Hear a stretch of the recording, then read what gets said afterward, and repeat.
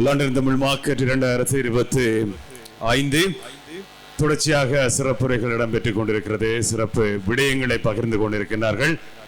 Award winning dentist, founder of Dent Studio, doctor Jana Denzil அவர்கள் உரையாற்ற வருகின்றார். அவரை நாங்கள் இப்பொழுது மேடைக்கு அழைத்துக் கொள்கின்றோம். Welcome everybody. My name is Jana. I'm going to talk to you today a little bit about my life lessons that I've learned, especially amongst this year.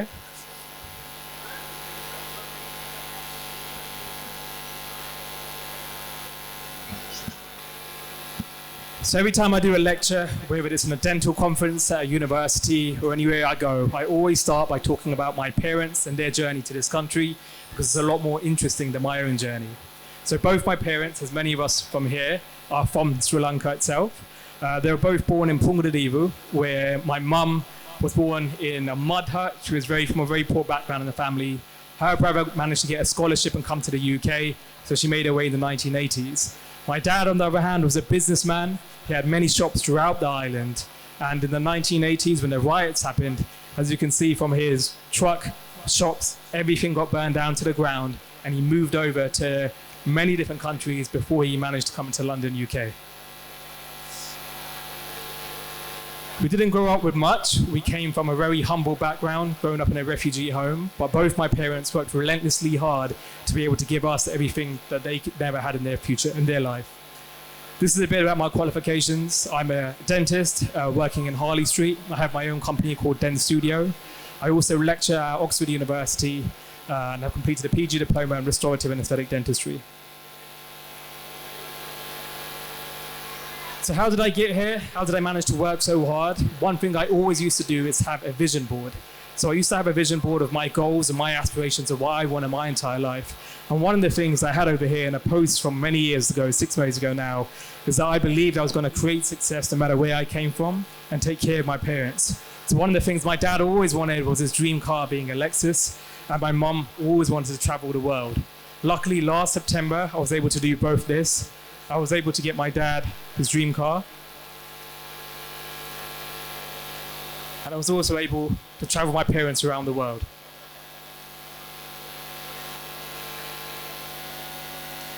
So a lot of these things came from a lot of hard work and determination, but none of it would have been possible without all of their sacrifices they made to me. Now, one of the things that I've been able to do throughout my career is think a little bit outside the box when it comes to dentistry. Not just clinically, but what we can do to further improve the field, especially here in the UK. In 2021, I won the Young Best Dentist in London. I worked over here in a very established practice in Harley Street, where a lot of the mentors were practicing dentistry before I was born. I also then traveled around the world to learn the very best that dentistry has to offer. I went to Portugal, USA, Dubai, and I learned from the very best 32 people from around the world. In the UK, I came back with all of that knowledge I gained from around the world, and I applied that to my practice. And as I did, and I was able to get a lot of recommendations and word of mouth for my work, I was able to treat a lot of people who are very high profile in the UK, such as Chunks, Nico, Darkus, and even our Grammy Award-winning Thames. Here are a few of my small makeovers that I do. And I think it's very important that no matter what career you do, especially when I was younger, my parents always told me that I had 3 options: to be a doctor, a dentist, or a lawyer. Even though I really enjoyed entrepreneurship and business, my parents said no, and that those are my 3 options I had to have. Luckily, I did take an interest in dentistry. I really loved the aspects of being able to do a smile makeover, and I decided to do that. But after I qualified from being a dentist, I still wanted to take that entrepreneurship route. As you can see, I've got a real big passion for changing smiles, and I'm able to do that here in my London practice and Dent Studio.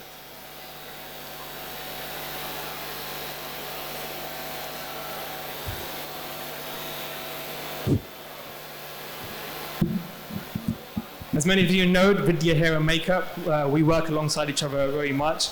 Every year what I do is decide to give back to our community, where we can find one person with a very compelling story who wanted to have a smile makeover and wasn't able to afford one. Last year we flew out someone from Denmark all the way down to London and the UK. We were able to transform not just her smile, but her hair and makeup as well. And since then her life has changed.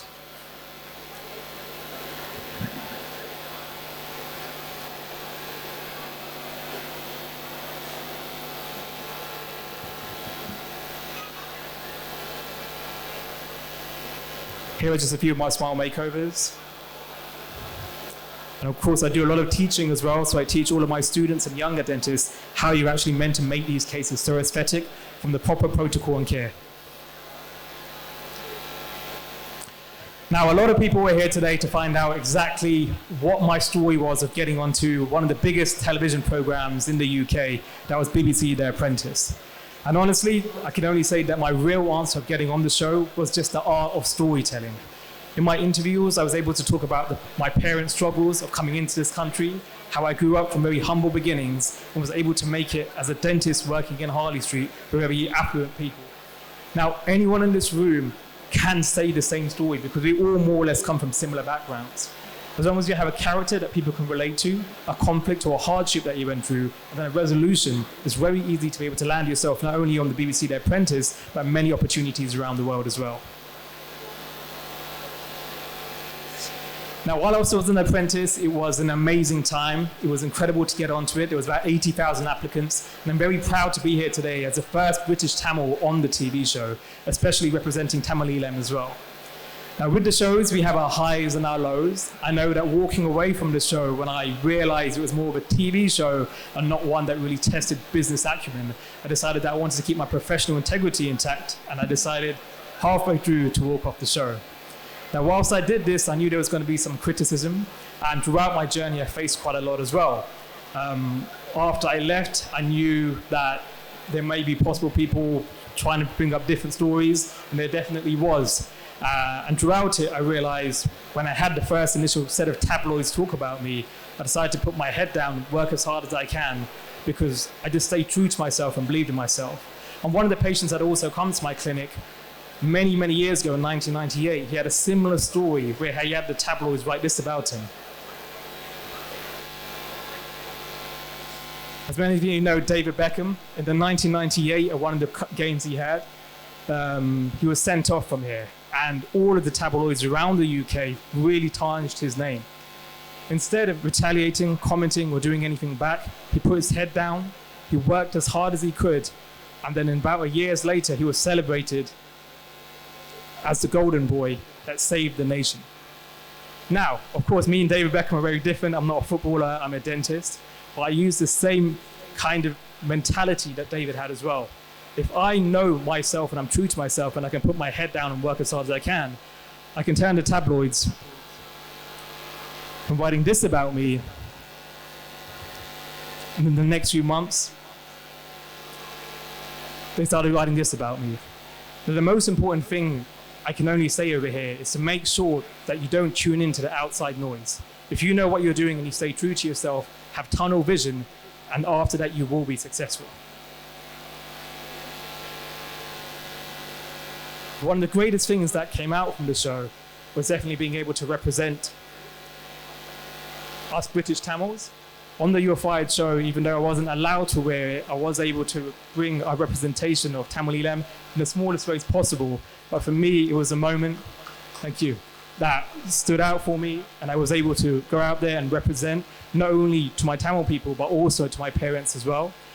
I was told that I wasn't allowed to wear this badge and I wasn't being able to go into the program, and I said, fair be, if I'm not allowed, I won't do it. But I knew it was too much of a last-minute change to take me off the show.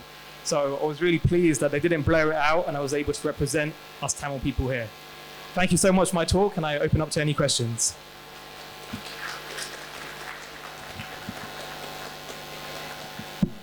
Hi, Jana. Thank you very much.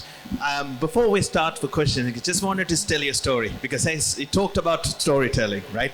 Just in about 30 seconds or 90 seconds, just tell your story to the audience. Just do the pitch. You can come forward. Sure.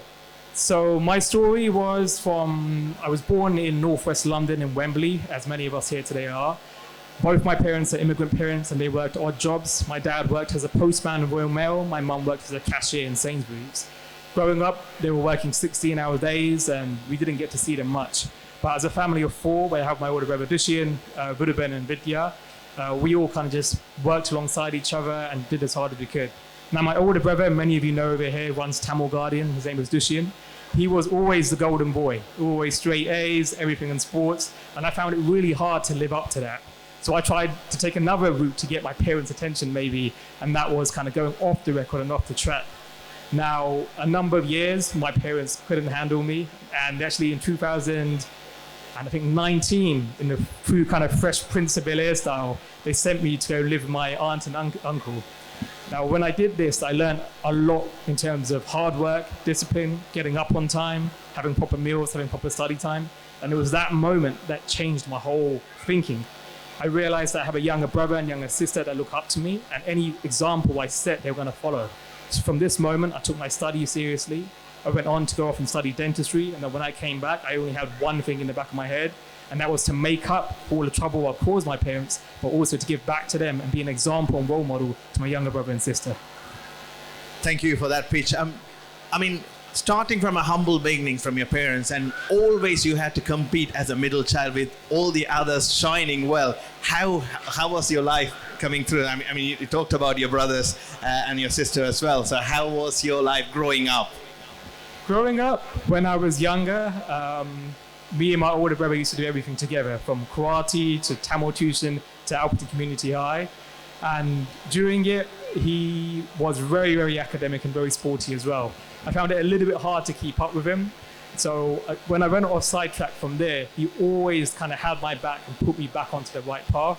So although there was a lot of competition, as with anyone in the Tamil field, there's always competition. They're going to be comparing you to your siblings, to your cousins. I just realized, put your head down. And as long as you really love what you do, and hopefully for my presentation, you got a little glimpse that you can see that I really love dentistry. I really love changing people's smiles, bringing back that confidence. It's never going to feel like work to you. So I think nowadays, a lot of my patients are just YouTubers. They create content and they make a lot more money than I do. So I think when it comes to listening to our parents, most things, yes. But when it comes to your career, just find something that you're very passionate about and you know that you can excel in. And I think we don't need to go down our traditional pathways of medicine or dentistry anymore. I mean, your journey, especially with dentistry, it's not just aesthetics, because it's quite important for heart health and mental health as well, right? So would you like to share some serious note how important, because you're an ambassador now, because a lot of people within our community don't take dental health as serious as it is. I think it'll be really important as a key message to hit, and especially a celebrity like you giving that will be great. I think definitely in our Tamil community, there's a large percentage of people that don't take their oral health too seriously. For example, I was never told and learned how to floss. I didn't know what flossing was, and I don't think many Tamil people know what a floss is. But when we're brushing our teeth, we're missing the in-between sections of our teeth because our toothbrush doesn't go there. So flossing was something I learned after dental school, and then after then I was able to floss properly as well. And I think the most important aspects of any smile, just like when you're building a house, is the foundations. If you don't have strong foundations, which is healthy teeth and healthy gums, it doesn't matter how beautiful your smile is because it will soon collapse and break down, just like a house would. So I think it's very important to have your general dentistry taken care of, making sure you're brushing well, having good oral hygiene, and then later focus on the aesthetics of the smile, such as having a nice white, straight smile. As you know, within our community, quite a lot of kids want to end up in medicine or engineering, because that's kind of the norm, right? Status quo. But then there is kind of an aspiration for line for entrepreneurship. Now you have actually proved time and time again. So what would be your advice, or what would be your kind of take to youngsters who's coming in, obviously growing up in a Tamil household, becoming professionals, but then after qualifying, they're going to do entrepreneurship and so on. What would be your message to them? So this is actually my dad's message. So when I was younger, I always had that entrepreneurial flair in me, from selling little sweets from the big packs we used to get, going into school, selling the Snickers bars and stuff for a better rate. I wanted to go off and then continue study business in university. But what my dad said to me was, Jana, business isn't something that's really taught as a university degree, although you can do it. It's more something you learn as a natural in your day-to-day life. For him, he was a businessman, and all of his brothers and sisters actually went on to do more academic subjects such as accounting, medicine and all. So when the war happened and the riots happened and he lost everything, all of his shops, all of his everything, he came to this country with nothing. He had no qualification, no degree behind his name to be able to go out and get a job, whilst his brothers and sisters did. Now, although we don't have any riots such as the 1980s over here in the UK, he said to me, anything can happen in life. So whether you're doing business now and you set up a successful business here, what's to say that something won't happen in the UK, you need to relocate somewhere else? So what his advice to me was, go and study something or get something behind your name that you can go into any country at any time, and there will be a need for you to be able to get a job. So something traditional like dentistry, engineering, lawyer, or medicine, it does hold a lot of weight. And I think nowadays there's more things that hold a lot of weight. I have a lot of people who are great photographers, for example, and can go to Canada, Germany, and be able to get jobs out there. So I think as long as you're really passionate at what you do, then you don't need to follow that traditional pathway anymore. Thank you very much for sharing your journey. Thanks, Jana. Thank you. Okay.